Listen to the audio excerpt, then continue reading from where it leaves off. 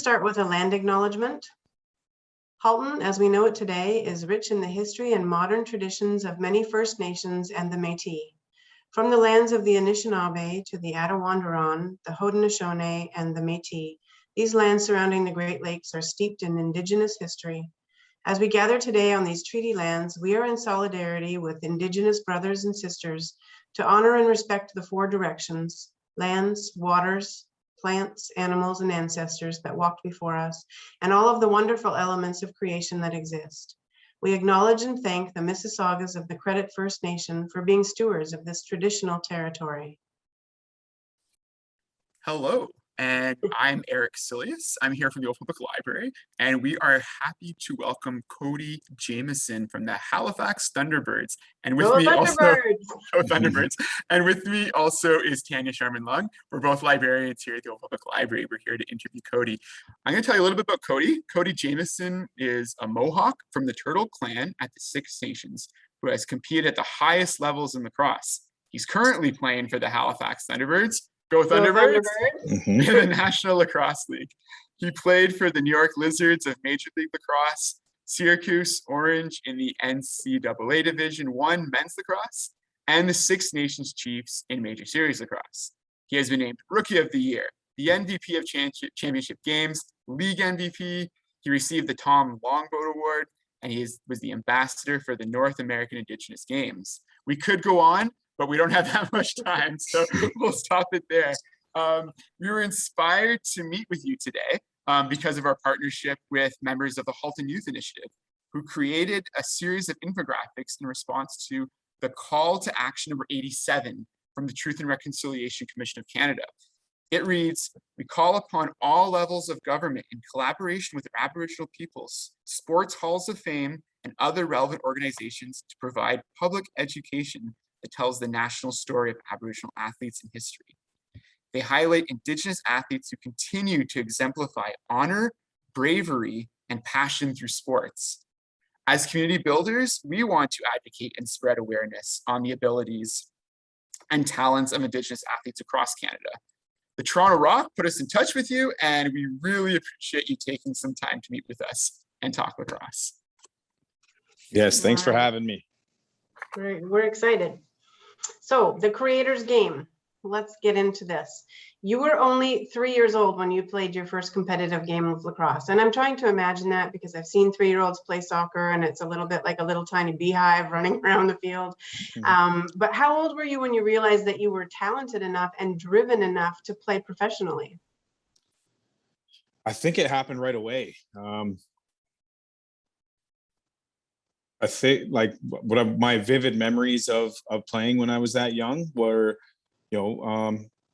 just enjoying myself, just having fun with, my team, my group of individuals. I think we were too young to really know what a team was at that point, obviously, but growing up, it was always the team. It was always the team to team to team.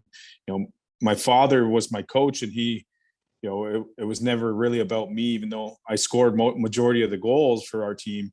It was always, this is your team. This is, you got to do what you can to help them in whatever it is, stick up for your teammates, make sure everybody touches the ball, pass it to everybody. But also, me being a competitor, I'm the middle child. So like my brother's 2 years older than me. So like me being as competitive as I am, I had to, make sure that our team won every game because, my brother's team, might not have won every game. So I had to, make sure, do what I had to do to make sure that we won, as much as possible. So I think at an early age, I realized that, that I had elite talent kind of type thing. And, and maybe that's what pushed me a little bit harder to the drive in the game of lacrosse, was that I saw myself as a little bit more elite than than my peers. And so maybe that's what pushed me a little bit harder to continue on this path.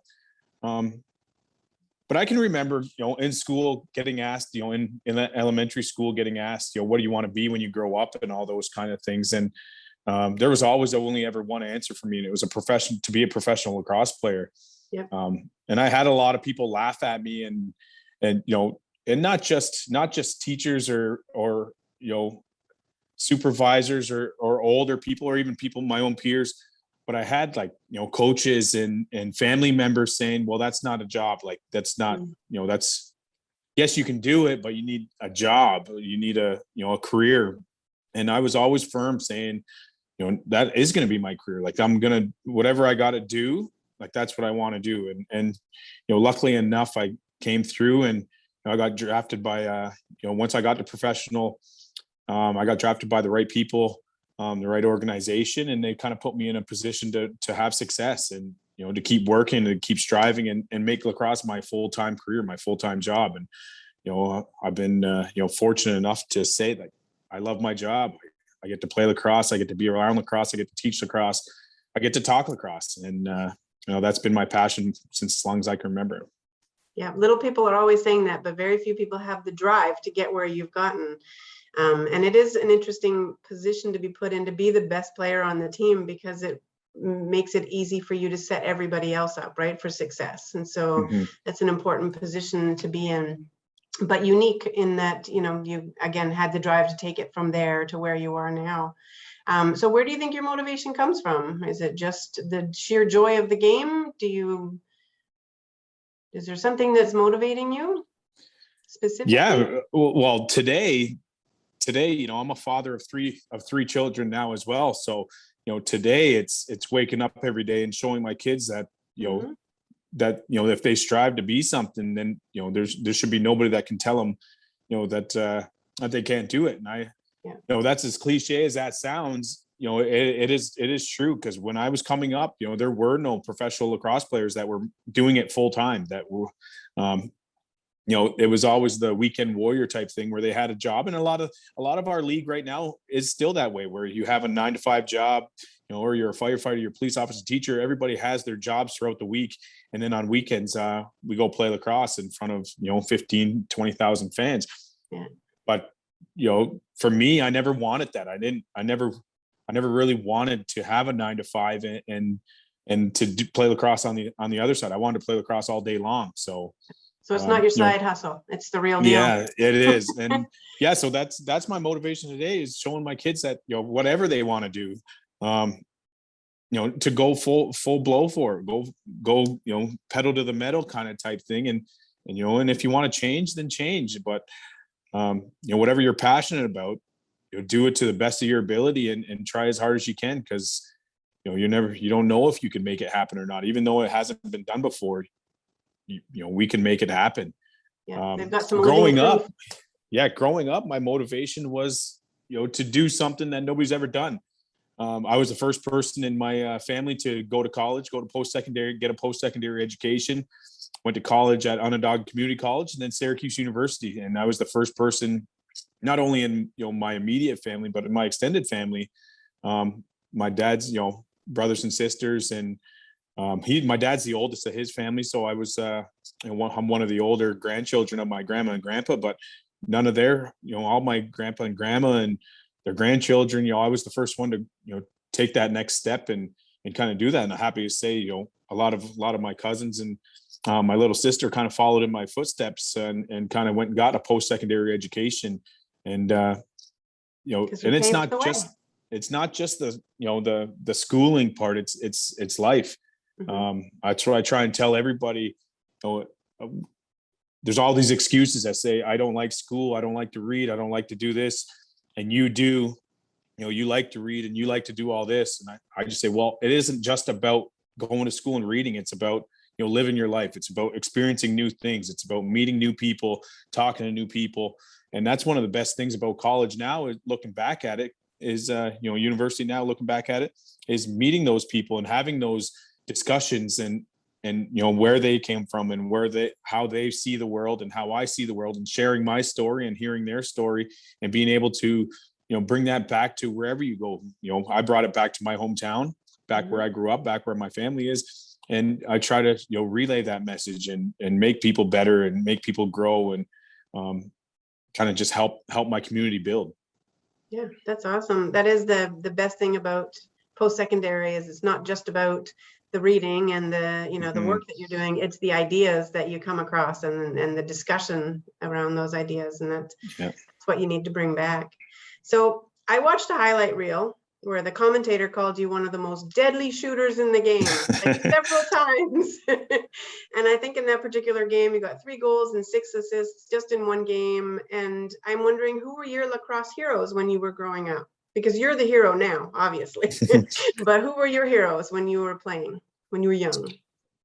I think the cliche one is my dad, but he wasn't, he'll be the first to tell you that he wasn't the best lacrosse player growing up. He was more, more of a penalty box kind of guy, sitting in the penalty box all game. So, but he is at the. I won't. That was just a joke. He was he was my coach all the way growing up, and he took me to every game I ever wanted to go to. We all, if we had an off day in the summertime, it was usually filled with going to watch a lacrosse game. He worked an hour away, so he would, wake up, drive to the game, or drive to work, drive home, and if I had a game, he came in, changed his clothes, and we took off. Mm-hmm. But if we didn't, it was come in, have a quick bite to eat, and then we would go take off and go watch a game and then come back. So I don't think I'd be where I am, without him taking me to those games to watch. I wasn't that kid that ran around the arena and just wanted to go play and, go play in the corner or, run and play tag. Like, I sat beside him, and he kind of just, taught me, watch this guy. Did you see this? Did you see that? And as we got older, we still do that to this day, is we'll go watch a lacrosse game together and sit beside each other and talk about, did you see that? Did you see that? Except, I can't remember when, but, he kind of told me, like, well, the student became the teacher because I started talking to him more. Did you see that? Did you see, did you notice this? So early on, it was definitely my father. Lacrosse playing wise, there was guys like, Dalby Paulus. He's one of my older cousins. He's from here in Six Nations. He was a big influence. He went to college as well. One of my distant cousins, he went to college as well. I always enjoyed watching him play. Kim Squire played for the Toronto Rock at an early age. Rock. Darius Kilgore and John Tavares. Those 4 guys really, I enjoyed really watching them and seeing how they moved and seeing what they did, and tried to mimic them in the backyard when I came home. Yeah, that's very cool. So a lot of athletes have said that overcoming challenges is really part of what made them successful in their field. Like, falling down is not the end, it's just the beginning. So you pick yourself up and you learn from that. Do you feel like the barriers you faced, specifically being an Indigenous athlete on the way, have made you a stronger player? They made you stronger as a person, more determined? Yeah, big time. When I first started playing lacrosse, I was the only Native kid playing on our team in Hamilton. I played for the Hamilton Bengals up until Pee Wee it was. So I was the only Native player on the team. So I definitely felt a little bit as an outcast.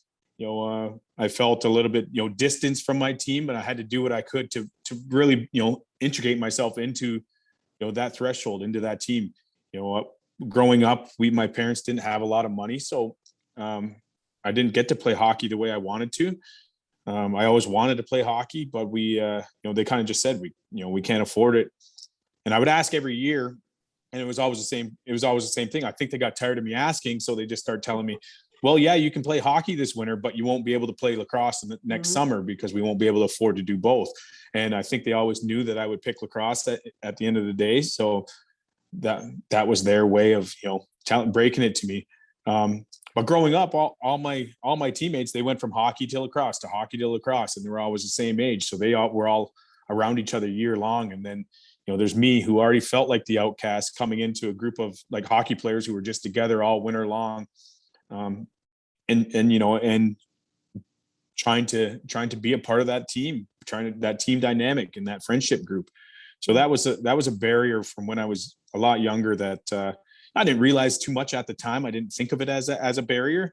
I just thought of it as, this is weird. I wish I could be, with them all year round the way they are. But obviously, it worked out. I moved to come play. We moved back to the reserve here, and I started playing for our Six Nations team. And being around my peers who look like me, talk like me, act like me, kind of type thing, that helped me kind of come out of my circle a little bit more and stop being as shy and as reserved, I guess, a little bit, keep holding things in and keeping things in. I was a little bit more outgoing at that point. And so, but one of the things I noticed was, we were the only team, all native team that played in a, all non-native league. So, obviously you feel that, I don't want to call it direct discrimination, but you feel like, there were no refs that were, native like us. There were nobody else.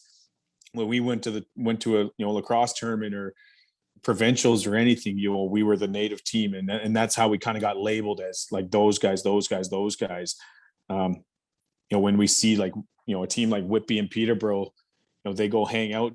They're talking to each other after the games and hang out. But not too many teams want to come talk to a group of all natives. Just not that they're bad people, just that we were different, and they There's didn't a know. separation. Yeah. They didn't know what they could talk about us, or if we had stuff in common. Just being young and being at that age where you're looking for stuff that you have in common, and they weren't quite sure, and obviously we weren't quite sure neither. We were reserved and didn't want to talk. So I think growing up, there was always those barriers, those racial barriers that you have to overcome, and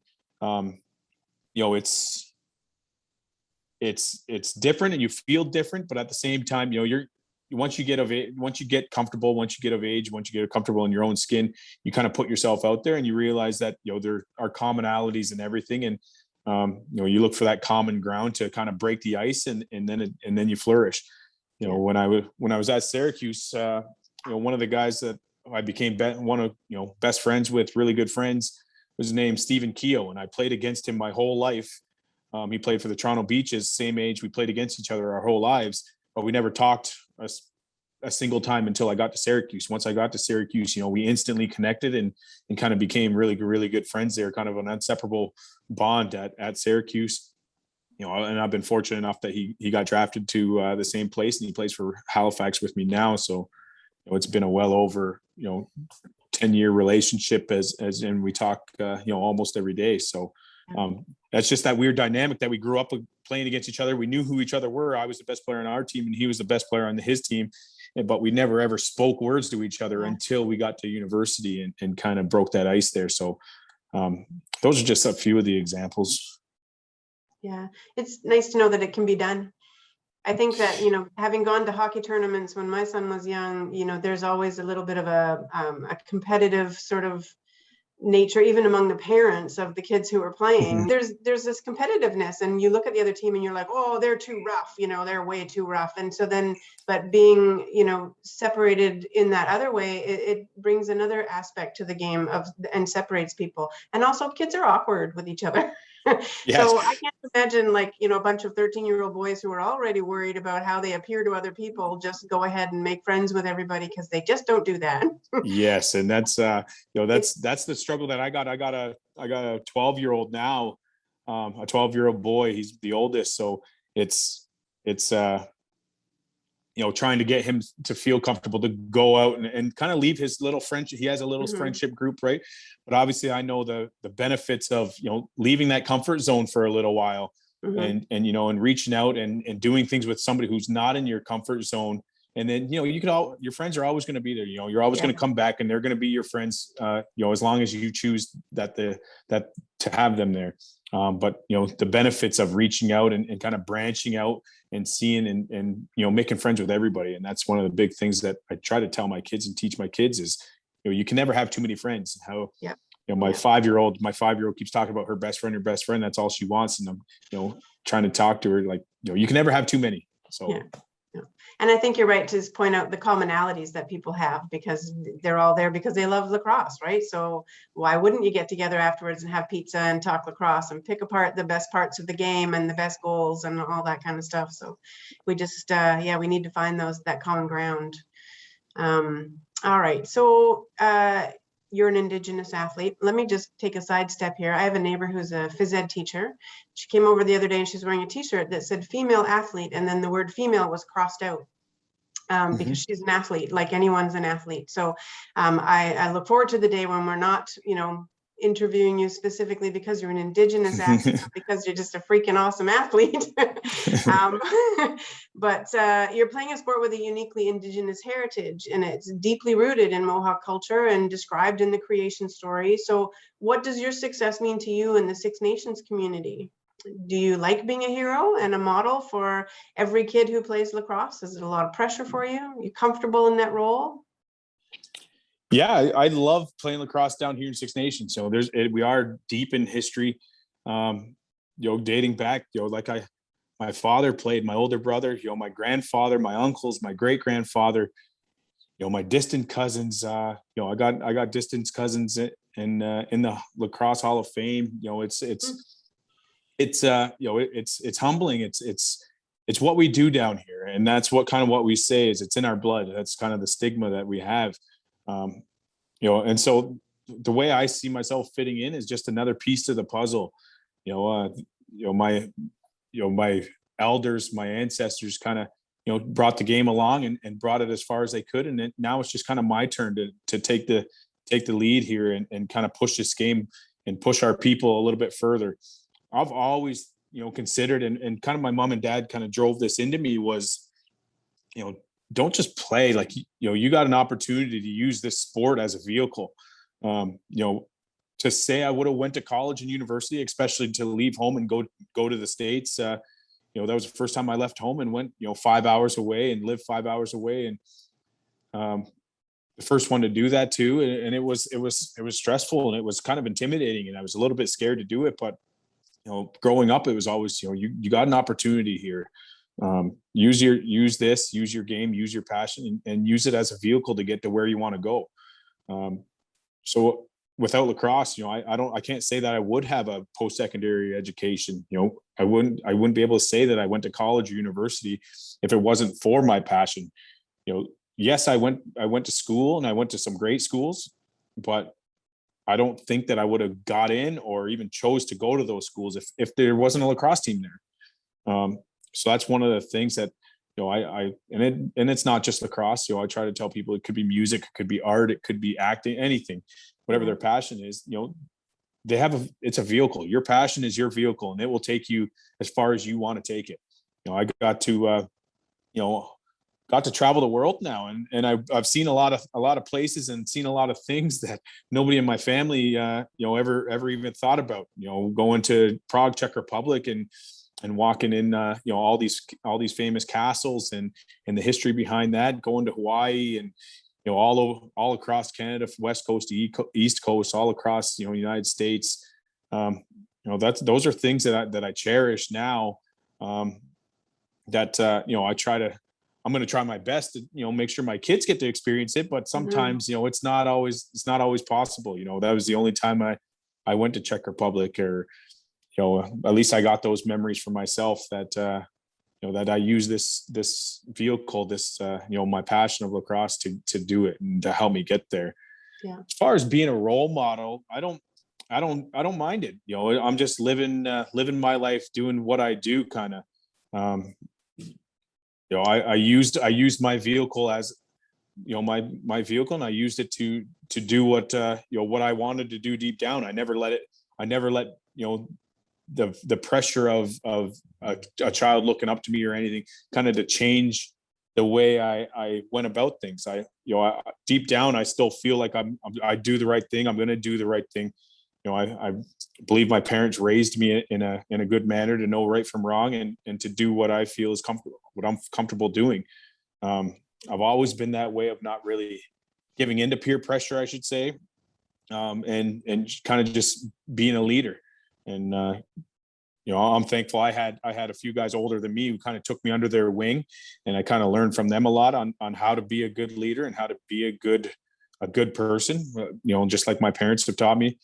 But the pressure of being a role model or a mentor never really struck me until I felt old again, I guess I could say. But now looking back at it, that's what I enjoy. I enjoy teaching. When I was growing up and when I was there, I was, constantly going, kind of on to the next one, where now I get to sit back and see and try to run my own camps and try to teach kids a little bit something. And when they get it, it's the greatest feeling in the world when, when a child kind of gets what you've been trying to preach to them, or get what they've been trying to, what you showed them or something. They look up at you and kind of give you that smirk, like, hey, that actually worked, kind of type thing. And, that's being a mentor. And, you don't have to be elite, or you don't have to be good at very necessarily, great or good at, whatever you're teaching. If you know something a little bit more than the next, and then that's, and you pass on that knowledge, that's what makes this world go around. That's what makes everybody kind of a happier place, is when we all pass our knowledge along, no matter what it is, pass a little bit of knowledge along. And, that's what I like.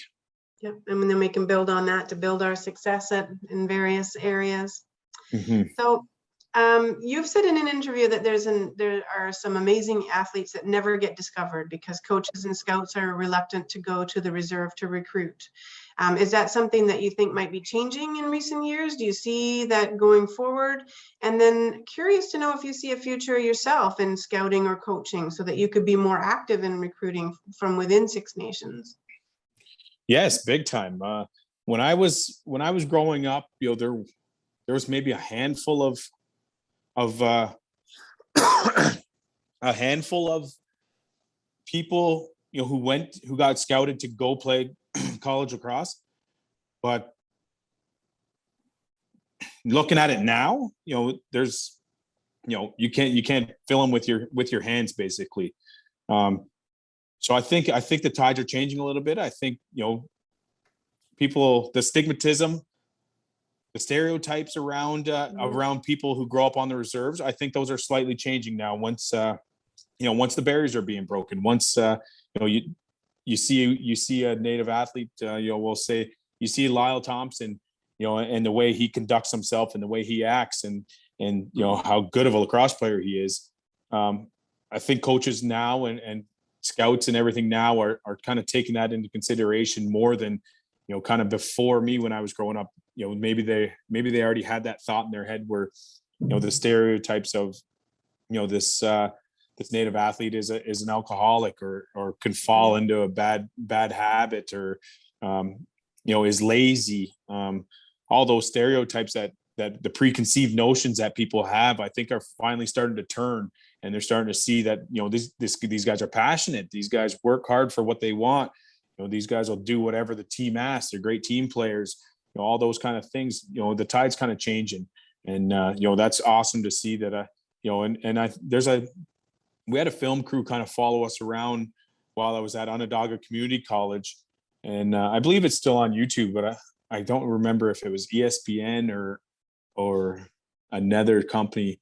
But it was good. They just kind of talked about how at Onondaga Community College, we were a junior college, and we had a group of us. I think there was maybe eight or nine Native American players on the team, and we kind of took it upon ourselves to kind of change that tide, and we talked about all those hard comings, growing up on a reserve, and there being so much stereotypes around that people just don't give us a shot, or don't get a fair look.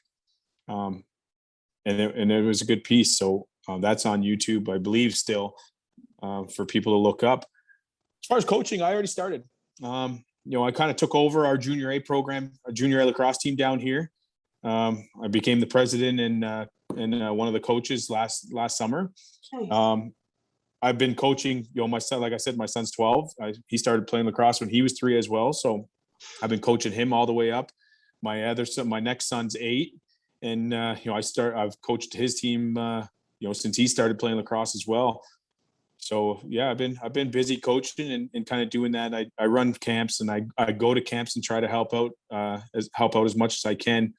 After I get done playing professionally, I think it's definitely a job I want to do, is to stay within the professional lacrosse game and help out, whether it's a coach or scout or manage or something. I think that's definitely in my future. Well, it seems like you've made why stop now? Why not take it forward and keep mentoring people and get more players in the game?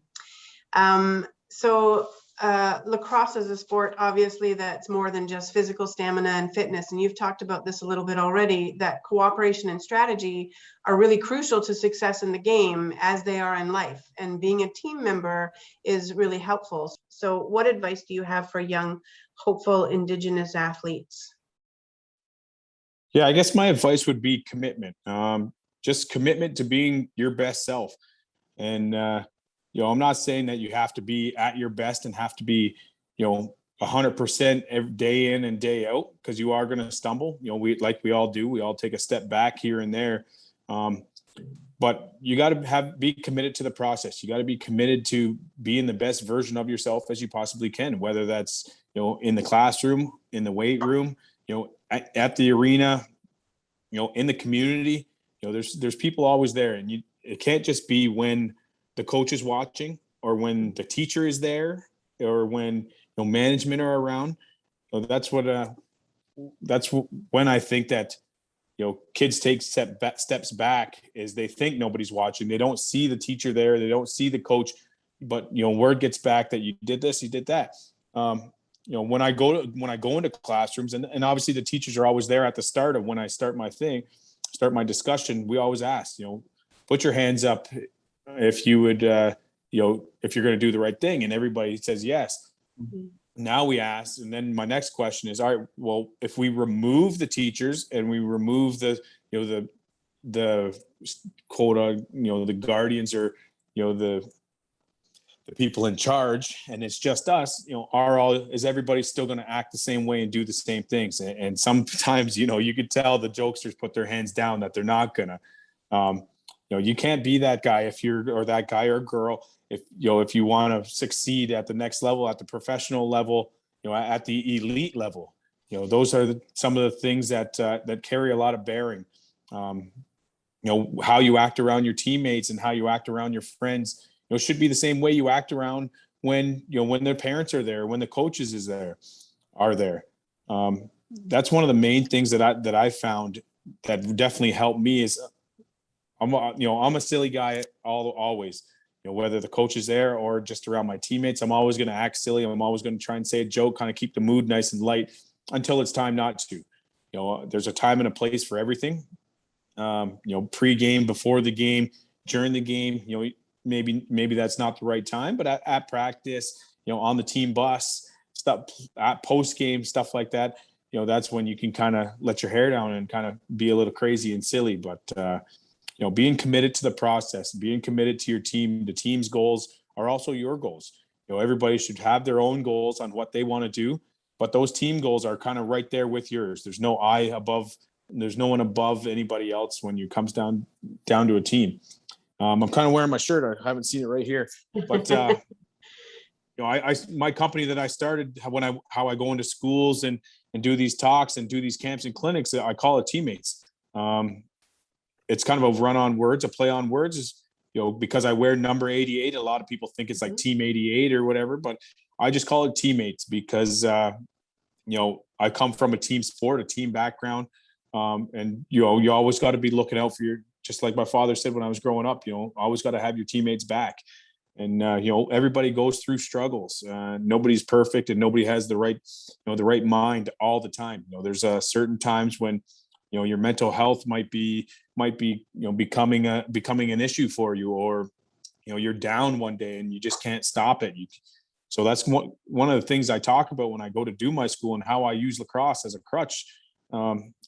Is I use lacrosse. All my teammates are all my teammates, and all my teammates is like a family, like a friendship, and I'm never going to let them down. So if they need anything, I'm always going to be there for them. Playing professional lacrosse, sometimes through some weeks I see my team more than I see my own kids and family. We practice, we only get to practice once a week, so there's the one day, and if I fly out Friday morning and I don't get home till Sunday night when all the kids are in bed, that's 4 days out of a 7-day week that I wasn't around my family and wasn't around my kids, and I was around my teammates. So I look at my team, I look at them just the same way I would as a family member. And I whatever they need, whatever comes about, I have to know they have my back, and they have to know that I have theirs. That's the best part about being part of a team, is that someone's got your back. But the best team players are the ones that are lifting up other people while they're, being good at what they do. So let's talk about loose balls, and also about your nickname, Jammer. Yeah, that's it. So I once tried to learn the trick of picking up a ball on the ground, and I'm not even going to tell you how many times it took me to get it in the net. Like, it was ridiculous. It's hard, and I sort of imagine you guys all running at the ball at the same time, trying to get that loose ball. I know in one season you picked up more than 100 loose ground balls, but in a loose ball scrum, I'm pretty sure I don't want to mix it up with a player who's named the Jammer. So, do you apply that kind of same drive and determination that makes you a success in lacrosse to everything that you do? Are you able to bring it to everything? Yeah, there's a certain time and place. My competitive spirit is always there. I always want to do something the fastest. I always want to, do something the best. Win the race. Win the video game. We, even with my kids now, they're into playing video games now, and it's tough to. I'm not as good as they are at some of their games that they play, so that that's tough. But I try to bear into everything. When I'm into something, I'm into it. My wife kind of makes fun of me a little bit because, she'll know when I'm into a book is because I don't put it down. I'm done a novel in a day, or 3 days if it's a long one, or so I don't put it down when I'm into something. I'm very passionate about what I do. So once I'm into it, I'm fully committed and full blown going towards it. So I guess maybe the one thing that I'm not is golf, because I still suck at that. So it's definitely not for the lack of man hours put into trying to get better at golf. It's just that I just suck. So that's another tricky one. Yeah, but the nickname just came about. We had two Codys on our team, so one of us had to get a nickname, and his name is Jacobs, and mine's Jamieson. So Cody J doesn't work when the coach was writing our names on the sheet before the game on who's playing at what position and where we are, and power play, man down, ball team, all those kind of things. So one of us just needed a nickname, and Jammer's a common nickname for Jamieson. Yeah. So it just came to me as you were saying that. I was like, oh, okay. It's not because you're like a violent competitor. No. Take down the crowd. All right. Got it. Okay. Well, still, I think I would probably just let you have the ball.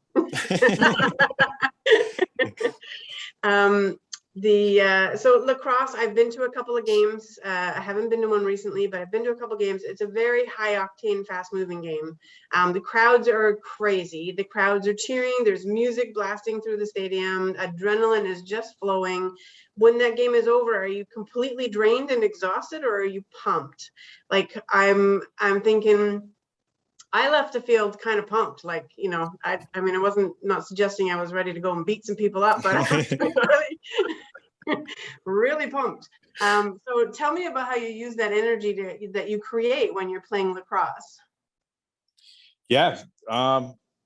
It depends on the game. It depends, a big win, you're always going to have a lot of energy and going to the dressing room, kind of jumping up and down and ready to, ready to let your hair down and let loose and eat all the pizza in the dressing room. And, but, some other games are tough when you lose a 1-goal game in overtime, or you get blown out of the water and booed out of your building, which have both been done.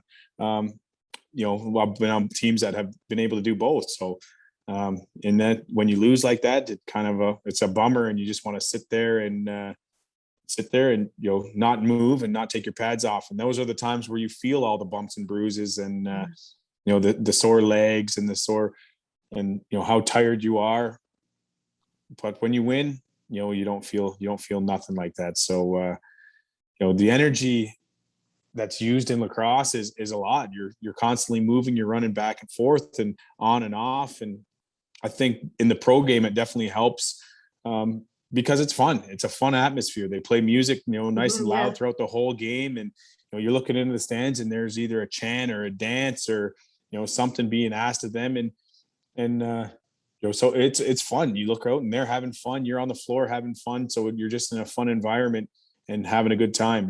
The amount of times I've been caught by my family, singing on the bench or kind of, nod my head to the beat of the music. They're like, do you listen to the music? And usually it's what music? Like, I don't remember like a song being played while I'm in the game. It's just, kind of in the back of your mind, you're listening to it and you're just getting in the moment, kind of getting in your zone. But yeah, the energy is contagious. Definitely energy from the fans, energy in the building, the energy from us coming off the floor. That translates to everything. Lacrosse is a healing game.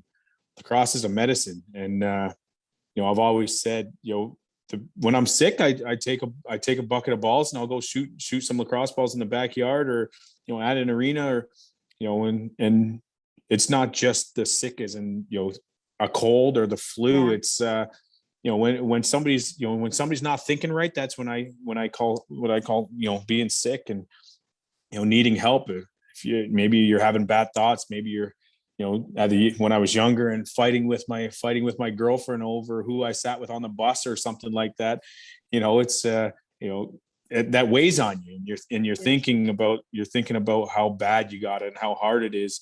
When I pick up a lacrosse stick and I go play, I forget about everything that's going on except for the, my lacrosse stick and, having the time. And I think that's everybody's passions. I think they're able to, to use their passion to use it as a healing. And I know lacrosse is a healing game. It's, it's been a healing game for a medicine game since the creator gave it to us, before humans ever existed. So we like to use that as a tool as well. That's awesome. That's exactly where I was hoping you would go with that question. So this has been a really great interview. I really enjoyed it. I did want to let people know that we do have lacrosse kits at the library that you can check out. They are in a community collaboration with Toronto Rock Athletic Center Track, I think they call themselves. And we want people to explore the sport barrier free. And so these are loanable lacrosse kits, and they have 20 junior sticks and 10 lacrosse balls and a bag so that you can carry them around. And there's some videos through Rock Elite League. There's some tutorials to help people learn how to play the game. People like me who've tried it and not been that successful. But yeah, we really want to get the word out there that this game is people are paying attention. So we're pretty excited about it too. So I'm super happy that you were able to join us today. You really gave us some food for thought, and yeah, we're pretty excited about it. And thanks for having me. What Jamie Dowick and he's the owner of the Toronto Rock and the Toronto Rock Athletic Complex. What he's done for the sport of lacrosse over the past 10 years is unbelievable. And so I encourage everybody to use those kits. Growing up, a quick story before we go. Growing up, I wanted to play lacrosse as much as I could, but my father only let me use the traditional wooden lacrosse stick growing up. So I used that up until Bantam. But to play field lacrosse, you had to have a modern stick, a plastic stick. They don't allow the wooden sticks. My father wouldn't let me wouldn't buy me a plastic stick because we always used a wooden stick. And if it wasn't for my friends lending me their backup stick or whatever, then I wouldn't have been able to play. So we didn't have things like that to go try out a plastic stick or to show my dad, look at so that's awesome that your library has those kits on hand, ready to be used. And if anybody's watching, that's we don't know how good we got it until it's not there. So I encourage people to use it. One of the things that we've talked a lot about is breaking down barriers for people to get involved in sport or to get involved. And sometimes the barrier is simply, I'm not sure I know how, and so I don't want to try it out. And this way people can try it out. And if they really enjoy it and they feel like they have a talent for it, then they're ready to take that next step. And so we do think a lot about breaking down barriers to make sure people have access to all of the things that make life good. And that's awesome. Yeah, and lacrosse and reading. I heard you get addicted to a book. Good for you. No, I'm a big reader. I'm a big reader. We're big on handing out free books, so come on down. So that's great. So thank you very much. We really appreciate it. Eric, did we have any wrap-up comments that we need No, to make? you said them all, so we're good. Oh. So thank you. Thank you once again, Cody, on behalf of the library. We really appreciate it. And thanks for the Toronto Rock for helping us set it up. It's a lot of fun. Yeah. Yeah, Thanks, that's guys. great. Thanks for having me.